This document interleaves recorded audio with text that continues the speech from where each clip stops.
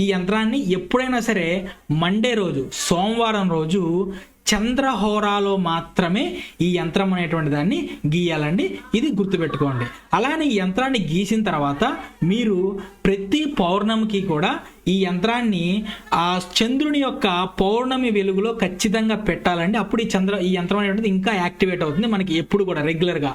ఆ తర్వాత ఫస్ట్ గీసిన తర్వాత ప్రతిరోజు కూడా ఈ యంత్రాన్ని మీ దగ్గర పెట్టుకొని ఆ యంత్రం ఏదైతే ఉంటుందో ప్రతిరోజు కూడా దీనికి ధూపం దీపం దేవుడి దగ్గర పెట్టి ధూపం దీపం అనేటువంటిది ఇచ్చిన తర్వాత ఖచ్చితంగా 21 సార్లు ఓం నమః శివాయ అనేటువంటి మంత్రాన్ని జపించాలి. ఈ విధంగా పెట్టుకొని అలానే ఓం సోం సోమాయ నమః అనేటువంటిది ప్రతిరోజు కూడా జపించాలండి.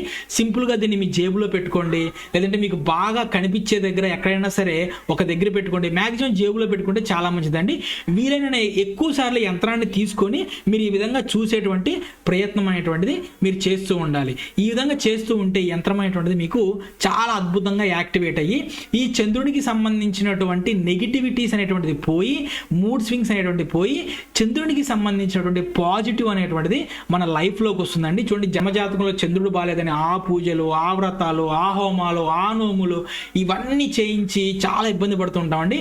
అటువంటి ఇబ్బందులు ఏం లేకుండా సింపుల్గా ఈ యంత్రాన్ని యాక్టివేషన్ చేసుకొని మీ దగ్గర పెట్టుకోవటం ద్వారా చంద్రుడికి సంబంధించిన నెగిటివ్స్ మొత్తం కూడా పోతాయండి మనకి.